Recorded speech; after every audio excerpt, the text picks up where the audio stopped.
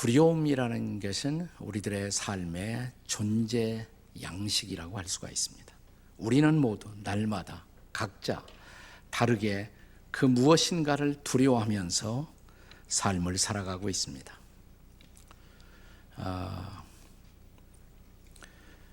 사전적 단어 가운데 공포 리스트라는 것이 있습니다. 포비아 리스트. 이 포비아 리스트를 찾아보면 몇십 개부터 시작해서 심지어는 1000개를 넘어갈 만한 여러 가지 다양한 두려움들이 사전에 기록되고 있습니다. 알파벳 A서부터 Z까지 실로 다양한 공포증들이 나열되고 있습니다. 우리 한국어로 된 의학사전에 봐도 가나다로 목록을 찾아갈 때 가라는 목록에서만 수많은 흥미로운 공포의 유형들을 발견합니다. 가난 공포증, 가만히 있음 공포증, 강금 공포증, 강공포증, 강도 공포증, 개 공포증, 깨구리 공포증, 거미 공포증, 거울 공포증, 결혼 공포증, 계단 공포증, 고독 공포증, 고소 공포증, 고통 공포증, 고양이 공포증, 곤충 공포증, 공기 공포증, 광장 공포증, 구토 공포증, 군중 공포증, 귀신 공포증, 기형아 공포증, 기형아 출산 공포증, 길 공포증, 길 건너 공포증, 깃털 공포증, 깊은 것 공포증. 계속할까요? 네.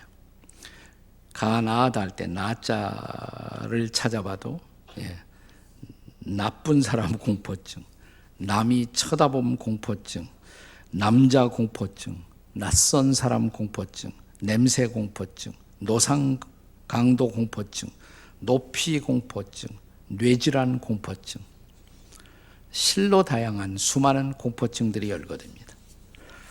인터넷에 찾아보니까 소위 잘 나가는 사회 명사들이 겪었던 공포증 리스트가 또한 소개되고 있었습니다. 에펠탑을 디자인한 구스타프 에펠은 높은 것에 대한 고공공포증을 갖고 있었다고 그래요. 아마 그걸 극복하기 위해서 그렇게 높은 에펠탑을 만들었는지도 모르죠. 일종의 역설이라고 할 수가 있습니다. 북한의 김일성 그리고 그 아들 김정일 이 부자에게는 함께 비행기 공포증이 있었다고 합니다. 그래서 평생 비행기 안 타고 밤낮이 기차 타고 다닌 것을 우리가 볼 수가 있습니다. 여배우 니콜 키드먼에게는 버터플라이 포비아, 그래서 나비 공포증이 있었고요. 배우 빌리 밥 톤턴은 앤틱 가구 공포증이 있었다고 합니다. 그래서 영화 촬영할 때마다 가구 배치로 애를 먹었다고 그래요. 저 유명한 007 제임스 본도는 이렇게 용감무쌍한 사람이잖아요.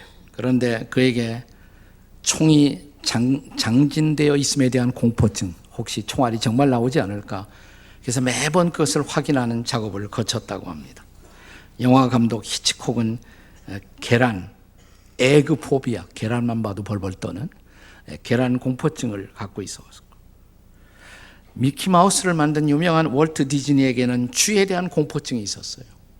아마 그런 공포증 때문에 그 쥐를 예쁜 쥐로 탈바꿈시키는 아마도 그런 노력을 했을지도 모르겠습니다. 동화작가 한스 핸더슨은 물에 대한 공포증이 있었고요. 그리고 일종의 자기의 죽음에 대한 공포증 때문에 혹시 내가 자다가 죽으면 어떡할까? 그래서 그 침대 머리 위에다 항상 글을 써놓기를 나는 잠을 자고 있지 죽은 것이 아니다 라는 사인을 해놓았다고 합니다. 농구선수 마이클 조던은 하여튼 물가에만 가면 또 수영하는 것에 대한 깊은 공포증을 갖고 있었다고 합니다. 영화감독 우디 알렌은 거미 공포증을 갖고 있었고, 저 유명한 감독 스필버그는 곤충에 대한 인섹트 포비아, 곤충 두려움이 있었다고 합니다. 최근에 미국의 대통령에 대해서 세계에 화제를 뿌리는 도널드 트럼프에게는 두 개의 공포증이 있는데, 하나는 계단 공포증. 계단 내려갈 때마다 그래서 시간을 많이 보내고 옆에 사람이 도와줘야 하고, 손 떨림 공포증이 있다고 그러세요. 그래서 제가 가만히 보니까 진짜 손을 떨고 있더라고요. 가만히 보세요. 뉴스에 나오면. 네. 여러분의 공포증은 무엇입니까? 한번 옆에 사람에게 물어보세요. 어떤 공포증을 갖고 계십니까? 있어요. 찾아보면 다 있어. 네. 네. 어떤 사람은 질문 공포증, 그래서 대답을 안 하고 있는지도 모르죠. 네. 오늘 본문에 보면 예수님의 제자들이 배를 타고 가버나움이라는 곳을 향해서 갈릴리 바다를 지나다가 파도를 만나죠. 그런데 갑자기 바람과 파도를 타고 그 위로 걸어오시는 예수님의 모습을 보고서 그들은 깊은 두려움에 사로잡힙니다. 본문 19절은 그 장면을 이렇게 기록하고 있습니다. 같이 한번 읽겠습니다. 시작. 제자들이 노를 저어 12여리쯤 가다가 예수께서 바다 위로 걸어 배에 가까이 오심을 보고 두려워하거늘 라고 말합니다. 같은 동일한 사건을 기록하고 있는 마가복음 14장에 마태복음 14장, 오늘 요한복음인데요. 마태복음 14장에 같은 사건을 기록하고 있는데, 거기에서는 제자들이 예수님 보고 유령이 아닌가 하여 소리를 지르고 공포에 빠졌다, 이렇게 기록하고 있습니다. 자, 우리가 마치 갈릴리 바다를 배 타고 건너가던 제자들처럼 우리도 오늘 인생 항해를 계속하고 있습니다. 우리의 삶의 항해 가운데서 우리가 뜻밖의 파도를 만날 때, 그리고 바람을 만날 때, 이런 두려움의 환경, 이런 공포의 상황 속에서 우리가 할 일은 도대체 무엇일까요? 성경은 첫째로 두려워하지 말아야 한다고 가르칩니다. 두려워하지 말라. 오늘 본문 20절에 보시면 예수께서 두려움에 사로잡힌 제자들에게 주신 첫 번째 어드바이스는 내니 두려워하지 말라라는 말씀이었어요. 원문에 보시면 두려움을 그치라, 두려움을 중단하라, 이렇게 되어 있습니다. 두려움은 두려워할수록 두려움의 감정이 증폭되는 그런 경향을 갖고 있습니다. 그래서 우리는 일단 우리가 두려워하던 것을 내려놓을 줄 알아야 돼요. 실상 우리가 알아야 할 것은 우리가 두려워하는 대부분의 것들은 알고 보면 실체가 없는 경우들이 대부분입니다. 우리 마음속에 던져진 어떤 허상, 그 허상 때문에 사실 사람들은 더 두려워하고 있는 것입니다. 심리학에서는 이런 현상, 이런 감정을 가리켜서 angst라는 단어를 써서 설명합니다. A-N-G-S-T, angst. 일종의 신경증적 불안이라고 그럴까요? 그리고 이런 것들은 실제로 어떤 대상과는 무관한 것인데 우리는 여전히 두려워하고 있다는 것입니다. 그럼에도 불구하고 이 감정은 어떤 대상에도 고착될 수가 있어요. 그리고 우리들의 마음은 일어날 수 있는 가능성 가운데 언제나 최악의 상황을 가정하고 미리 가정하고 미리 두려워하고 미리 불안해하고 미리 공포에 사로잡히는 것입니다. 그래서 많은 경우 어떤 위험이나 어떤 실제의 공격이 없음에도 불구하고 우리는 우리 안에서 일어나고 있는 내적인 불안으로 말미암아서 우리 스스로 우리의 감정을 마비시키고 그리고 신체적인 고통을 초래해 오는 것입니다. 오늘날 많은 사람들은 분명한 이유도 없이 슬퍼하고 분명한 이유도 없이 불안해하고 분명한 이유도 없이 초조해하고 분명한 이유도 없이 두려워하며 살아가고 있습니다. 이것이 바로 앵스트 감정 혹은 앵스트 현상 혹은 앵스트 신드롬이라고 할 수가 있습니다. 1941년부터 45년까지 그러니까 세계 제2차 대전 기간인데요. 그때 해외 전장터에 나가서 죽은 미국 군인의 숫자는 약 30만 명 가까이로 그렇게 집계가 되었다고 합니다. 그런데 흥미로운 것은 같은 기간 본토에서 그 전쟁에 대한 염려와 불안, 두려움으로 죽은 사람은 무려 100만을 넘었다고 그래요. 그 메시지가 뭐죠? 전쟁보다 더 무서운 것은 우리 안에서 일어나고 있는 전쟁이에요. 즉 우리 안에서 일어나고 있는 염려, 걱정, 불안, 공포, 이것이 훨씬 더 많은 사람들을 죽이고 있다는 것입니다. 그래서 성경은 끊임없이 우리에게 염려를 그치라고, 걱정도 그치라고, 두려움도 내려놓으라고 우리에게 말합니다. 그렇게 해야 할 이유, 우리가 그것을 내려놓을 때 또 우리가 두려워하던 그 마음의 감정을 일단 중지시킬 때 그 다음 그 상황 속에서 우리가 어떻게 해야 할 거지, 넥스트 스텝에 대한 하나님의 음성을 들을 수가 있겠기 때문입니다. 어떤 부자 한 사람이 톱밥 창고를 갖고 있었다고 그래요. 톱밥으로 가득 채워진 창고. 주인이 어느 날 아침에 들어갔다가 거기서 자기가 아주 애지중지하던, 귀히 여기던 시계를 잃어버렸습니다. 이 톱밥 속에 빠져들어갔으니까 찾기가 힘들잖아요. 그래서 자기 고용한 일꾼들에게 찾는 사람은 내가 큰 상금을 주겠다고 상금을 걸었지만 오전 내내 일꾼들이 들어가서 찾아서 찾지 못했어요. 점심시간에 잠깐 브레이크 타임을 갔는데 어린 소년 하나가 들어가더니 10분 만에 시계를 찾아가지고 나왔답니다. 이상하잖아요. 신기하고. 그래서 주인이 너 어떻게 찾았니? 그러니까 도대체 들어가서 무슨 일을 했니? 저요, 아무것도 안 했어요. 그냥 가만히 앉아 있었어요. 그러니까 째깍째깍 소리가 들리더라고요. 네, 아무것도 안 하고 있었더니 오히려 시계 소리가 들려왔고 그 시계를 찾을 수가 있었다고. 여러분, 때때로 우리가 말할 수 없는 공포 속에 사로잡혀 어쩔 줄 몰라 할 때 하나님이 주시는 첫 번째 어드바이스가 이건 줄 아세요? 아무것도 하지 말라고, 제발 가만히 있으라고, 법석 떨지 말고. 홍해바다 앞에서 뒤에는 바로의 군대들이 추격하자 두려움에 사로잡혀 이제 꼼짝없이 죽었다고 생각했습니다. 이 법석대는 군중들을 향해서 모세를 통해 들려온 하나님의 처방이 뭐예요? 가만히 있으라, 가만히 있으라. Be still and know that I'm God. 내가 하나님 되심을 알지어다. 제발 가만히 있어라. 그리고 여호와의 구원하심을 바라보라. 하나님의 구원을 보라. 이게 하나님의 메시지였어요. 오늘 갈릴리 바다를 지나며 파도와 바람으로 말미암아 두려움에 사로잡힌 제자들에게 들려왔던 주님의 음성, 내니 두려워하지 말라. 네, 그 말씀이었어요. 그들이 그리고 그 두려움을 중단하고 내려놓는 그 다음 순간 구체적인 주님의 인도가 시작될 수가 있었던 것입니다. 오늘 무엇 때문에 두려워하십니까? 무엇이 여러분과 저를 두려움의 이 공포 가운데 사로잡고 있나요? 일단 그 두려움을 내려놓으시기 바랍니다. 가만히 계세요. 네. 그리고 두 번째 할 일이 있습니다. 그 두 번째는 이제 하나님이신 예수님을 바라볼 수 있어야 한다는 것입니다. 하나님이신 예수님을 바라보십시오. 여기 본문에 예수께서 제 아들에게 하신 말씀, 내니 두려워 말라. 내니 두려워 말라. 나야 두려워 말라. 이 나야, 내니라는 그 표현이 히라보 원문에 보시면 이런 단어로 쓰여 있어요. 에고 에이미. 아주 독특한 단어입니다. 에고 에이미. 영어로는 그냥 I am 이렇게 번역됩니다. I am.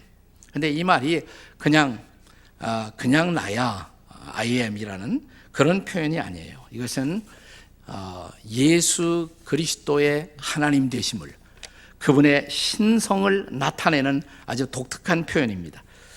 이 단어가 성경에서 처음으로 출현한 장면이 어디냐면 구약의 출애굽기에 보면 하나님이 모세를 불러 모세에게 내 백성 이스라엘을 출애굽시켜라. 어마어마한 소명이 떨어졌단 말이죠. 그러니까 모세가 나 그런 거 못해요. 말도 못하고 나는 능력도 없고요. 그런데 하나 질문이 있습니다. 나에게 지금 그런 명령을 하시는 당신은 도대체 누굽니까? 당신은 어떤 신이십니까? 내가 그거부터 알아야 그 다음에 뭐라고 할 수가 있겠습니다. 그때 하나님이 소위 모세에게 자기가 누구인가를 계시하시죠. 하나님의 대답이 뭐예요? 유명한 대답입니다. 나는 스스로 있어서 있는 자라. 나는 스스로 있어서 있는 자라. 자, 영어 성경에서는 이 대목을 이렇게 번역하죠. I am that I am. 나는 이 스스로 있어서 있는 자라. I was가 아니에요. 과거가 아니에요. 그는 영원히 I am이십니다. 영원한 현존. 언제나 계시는 분, 또 그분의 존재를 위해서 누군가를 의존할 필요가 없는 스스로 자존하시는 분, I am that I am. 이게 하나님의 선언이었어요. 바로 똑같은 표현이에요. 에고 에이미, 나야. 자, 공포에 사로잡힌 제 아들에게 나타난 주님이 하시는 말씀, 나야, 에고 에이미. 나는 스스로 존재하는 자, 누구의 도움을 필요로 하지 않는 자, 절대자 이 말이에요.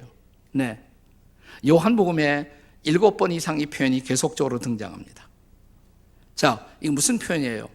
그래서 요한복음의 기록의 목적은 예수님의 신성을 증명하는 것, 그분은 신적인 능력을 가지신 분이라는 것, 그는 그냥 뛰어난 인간 이 정도가 아니라, 뛰어난 스승 그 정도가 아니라 그분은 하나님이라는 선언, 이것이 요한복음이 증언하고 있는 예수님의 실체란 말이죠. 제가 요한복음을 강의하면서 그 서두에 요한복음에는 예수님의 기적, 대표적인 기적 7가지가 등장한다고 말씀을 드렸습니다. 그 기적은 다 어떤 메시지를 갖고 있어요. 그래서 그냥 기적이 아니라 표적, 사인 미라클이다 그랬습니다. 7가지 사인 미라클이 등장합니다. 그러니까 이 모든 기적의 7가지 기적의 기록의 목적은 한결같이 예수님의 신성을 증거하는 것입니다.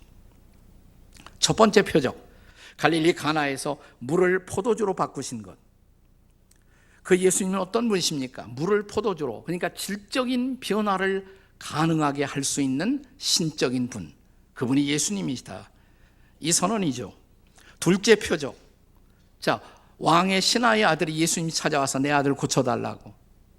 내 아들은 저기 있다고, 우리 집에 멀리 떨어져 있어요. 예수님 안 가셨어요. 내 아들이 살았다 말씀하시는 그 순간 치료가 되었습니다. 거리와 공간을 초월해서 일하시는 신적인 분, 이게 두 번째 표적의 메시지란 말이죠. 세 번째 표적, 베데스다 연못가에서 38년 된 병자를 고치십니다. 38년, 이스라엘 백성들이 광야에서 방황한 횟수가 정확하게 말하면 38년이에요. 보통 40년 하지만 38년입니다. 그 오랜 세월에 병을 알아왔던 이 사람, 나 그분의 한마디 말씀으로 그는 고침을 받습니다. 시간을 초월해서, 타임을 초월해 일하시는 그 하나님, 그 예수님. 자, 이제 더 나아가서 그 다음 표적, 네 번째 표적은 오병이어의 기적입니다. 유명한 오병이어의 기적. 아마도 1만 명 이상, 남자들만 5천 명이니까 1만 명 이상의 군중들이 굶주리고 있었습니다. 그런데 오병이어, 어린아이의 도시락 하나로 그들의 모든 필요를 채우시던 바로 그분은 인간이 가진 수량의 문제도 얼마든지 해결할 수 있는 신적인 분, 그분은 질적 변화뿐만 아니라 양적인 문제도 얼마든지 해결할 수 있는 신적인 분임을 증거하는 것입니다.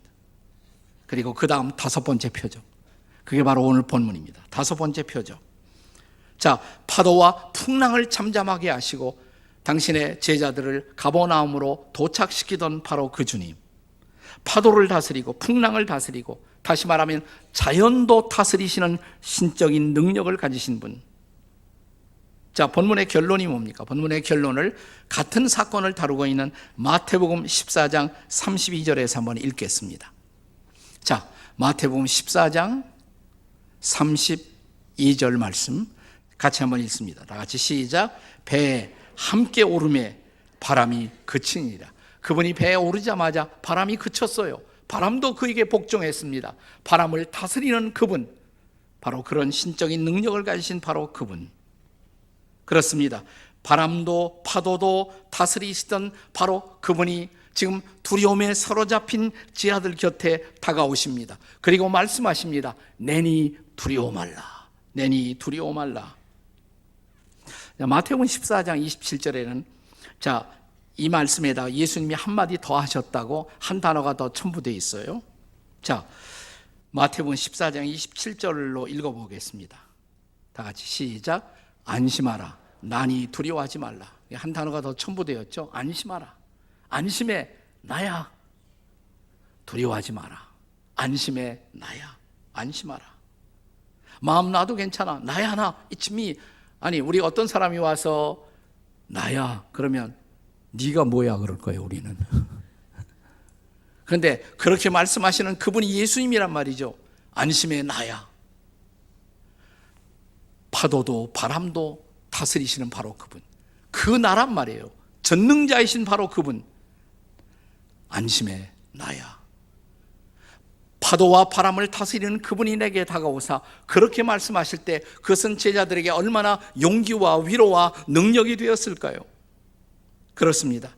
우리가 예수님을 바라본다는 것은 바로 그분, 전지하시고 전능하신 신성을 지니신 하나님을 바라본다는 의미인 것입니다. 두려움이 계십니까? 오늘 뭔가가 여러분의 삶을 위협하고 있습니까? 미래에 대한 두려움이 있습니까? 무엇이 여러분과 저를 두려워하고 만들게 하고 계십니까? 우리의 두려움의 대상이 무엇이든 그분이 우리에게 다가오사 말씀하신다면 사랑하는 여러분, 우리는 두려움을 내려놓을 수가 있습니다. 두려움의 자리에서 일어날 수가 있습니다. 그러므로 그 전능하시고 전지하신 하나님이신 예수, 그 예수님을 지금 바라보시기를 주의 이름으로 축원합니다. 그가 해답이십니다. 그가 소망이십니다. 그가 구원이십니다. 그분을 바라보십시오. 우리가 두려움을 정복하고 인생의 항해를 앞을 향해서 전진시키기를 원한다면 세 번째로 기억해야 할 중요한 메시지, 그것은 예수님을 우리의 상황 속에 초대해야 한다는 것입니다. 본문의 21절을 함께 읽겠습니다. 21절 다 같이 읽습니다. 시작. 이에 기뻐서 배로 영접하니 배는 그들이 가려던 땅에 이르렀더라. 두려워하던 제자들은 마침내 흔들리는 그들의 배전에 예수님을 초대합니다. 예수님을 받아들입니다. 그러자 바람은 그칩니다. 그리고 그들은 그들이 가고자 의도했던 목적지로 갈 수가 있었습니다. 자, 우리들 그리스도인들은 모두 우리들의 인생의 항해에서 어느 날 예수님을 우리의 항해사로, 예수님을 우리의 선장으로, 캡틴으로 모셔드린 사람들입니다. 맞습니까?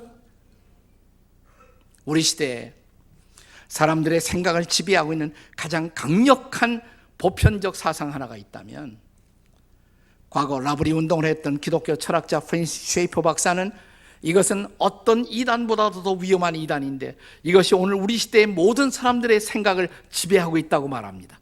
그 정체는 세속적 인본주의예요. Secular Humanism. 이 세속적 인본주의의 사상을 대표하는 선언, 우리도 모르게 우리가 주장하면서 살고 있는 중요한 모토가 있습니다. 이 모토는 본래 윌리엄 어네스트 헨이라는 영국 시인의 한 대목에서부터 나온 말이에요. 이런 표현 아마 들어보셨을 거예요. 나는 내 운명의 주인이고 I am the master of my fate. 나는 내 인생의 운명의 주인이고 I am the captain of my soul. 내 영혼의 선장이다. 들어보셨죠? 멋있는 말 같죠? 그런데 가장 위험한 말이에요. 기독교의 복음은 이 선언에 대해서 아니오를 선언하는 것이 기독교의 복음입니다. 인생의 도상에서 어느 날 예수님을 만난 순간, 하나님이신 예수님을 만난 순간 우리는 이 모토를 폐기합니다. 그리고 우리는 모두 이렇게 고백하기 시작한 사람들이에요. 아닙니다. 그 말은 틀렸습니다. 내 운명의 주인이 아닙니다. 나는 내 운명의 주인이 아니고 나는 내 영혼의 선장도 아닙니다. 아니, 한때 나는 내가 내 운명의 주인인 줄 알고 내 영혼의 선장인 줄 알고 내 마음대로 살아봤습니다. 그러나 그것이 혼돈이었고 그것이 불안이었고 그것이 절망이었습니다. 그러나 예수 그리스도를 인격적으로 영접한 그 순간부터 이제는 예수 그리스도, 오직 그분만이 내 운명의 주인이시고 예수 그리스도, 오직 그분만이 내 영혼의 선장이십니다. 아멘이십니까? 이게 바로 그리스도인들의 고백이죠. 오늘의 본문은 요한복음 6장 1절부터 15절까지의 이어지는 대목입니다. 요한복음 6장 1절부터 15절까지가 무슨 내용이에요? 오병이어의 기적이에요. 그 다음에 바로 파도와 바람을 잠잠하게 하시고 제자들이 타고 있는 배를 목적지에 도착시키시는 주님. 결론이 어떻게 납니까? 똑같은 결론을 마가복음 6장 51절 52절에서 한번 읽겠습니다. 자, 같이 읽습니다. 마태복음 6장 51절 52절 시작. 배에 올라 그들에게 가시니 바람이 그치는지라 제자들의 마음에 심히 놀라니, 그 다음 구절 보세요. 이는 그들이 그 떡 떼시던 일을 깨닫지 못하고 도리어 그 마음이 둔하여 졌음이로라. 자, 이 사건 직전의 사건이 오병이어의 기적이에요. 바로 얼마 전 오병이어의 기적을 행하실 때 제자들은 그 자리에서 주님의 신적인 능력을 보았잖아요. 오병이어, 보리떡 5개 물고기 2마리 가지고 5,000명 이상, 10,000명 이상을 먹이는 이 놀라운 기적을 봤어요. 아, 저분은 하나님이시구나. 우리가 따르던 분이 저런 분이로구나. 주님의 전능성과 전지성, 신성을 체험한 것입니다. 그의 능력을 충분히 목격하고 경험한 것입니다. 그런데 잠시 후 얼마 되지 않아 그들이 타고 있는 배가 풍랑을 만나고 파도를 만나자 그들은 보십시오, 다시 두려워하고 다시 불안해하고 다시 불신과 공포에 사로잡힙니다. 이것이 바로 그리스도인이 되었지만 여전히 연약한 인생의 모습이 아니겠습니까? 그래서 방금 읽은 마가복음에서 성경은 기록하기를, 자, 제자들이 조금 전에 떡을 떼시고, 그분이 예수가 떡을 떼시면서 5,000명을 먹이던 기적을 행하시던 그 일을 벌써 잊었다, 이렇게 말합니다. 벌써 잊었다고. 벌써 그들의 마음이 다시 둔하여졌다고. 지나간 날 나의 기도를 응답하시던 그분을 잊어버렸어요. 나에게 기적을 보여주시던 그분을 잊었어요. 내 마음속에 인생의 목적과 삶의 빛을 주시던 그분을 잊었어요. 그리고 오늘의 환난, 오늘의 파도 속에 나는 두려워하면서 다시 우리는 공포에 사로잡히고 있는 것입니다. 이것이 우리들의 삶의 모습이 아닙니까? 그러므로 내가 10년 전에, 20년 전에 예수님 영접했어요 라는 고백 하나 가지고 우리는 신앙생활 할 수가 없어요. 자, 내가 10년 전에 그 예수님이 나의 구주로 내게 오셨지만 중요한 것은 오늘 이 순간 그 예수님이 내 삶의 환경 속에 주인이 되어 계십니까? 우리는 예수님을 영접해놓고 그분을 잊어버린 거 아니에요? 예수님 없는 사람처럼 살고 있는 거 아니에요? 그래서 오늘의 환난, 오늘의 파도, 오늘의 이 바람 속에 나는 주님을 다시 모셔드리고, 주님, 바로 오늘 이 순간 다시 한번 나를 다스려 주시고 개입하셔서 나를 도와달라고 그분한테 이렇게 매달릴 필요가 있지 않습니까? 그렇습니다. 이제 지난날 내게 오셨던 바로 그분이 오늘 다시 한번 우리의 삶의 주인으로 내 삶 속에 역동적으로 일하고 나를 통치하고 나를 다스리도록 하기 위해서 그분을 초대할 필요가 있지 않습니까? 그때만 비로소 우리는 그분의 위대한 신성의 능력, 아니 그분의 살아계신 능력, 그분의 부활의 능력을 체험하게 될 줄로 믿습니다. 소련의 개혁과 개방을 가져왔던 고르바초프라는 이름을 우리는 기억합니다. 이 고르바초프를 통해서 지나간 날의 소련, 구러시아가 페레스트로이카, 개혁을 하고 글라스노스타, 개방을 하고 이제 막 달라지기 시작했을 때 바로 그 무렵 모스크바를 방문했던 한 서구의 그리스도인 지도자가 쓴 한 아티클에서 그 무렵 부활절이 찾아왔는데 러시아에 생존해왔던 정교회가 지키고 있었던 어느 부활절 새벽의 광경을 아주 감동적으로 묘사한 글을 읽은 적이 있습니다. 정교회 부활절 행사는 동트기 전에 시작이 돼요. 동이 트기 전에 캄캄한 어둠 속에서 사람들이 교회 앞 마당의 뜰에 모여들기 시작했습니다. 그리고 가져온 촛불을 켜기 시작합니다. 그리고 거기에 도착한 성가대가 찬양대가 찬양을 부르기 시작하자 찬양대를 따라서 그들은 교회 앞 마당을 빙빙 돌기 시작합니다. 촛불을 켜고 찬양을 부르면서 빙빙 돌아요. 그 행렬을 인도하고 있던 선두에 있던 사람이 종종 교회당의 정문을 두드립니다. 그러나 문은 열리지 않습니다. 그러나 그들은 계속해서 또 돌고 찬양하고.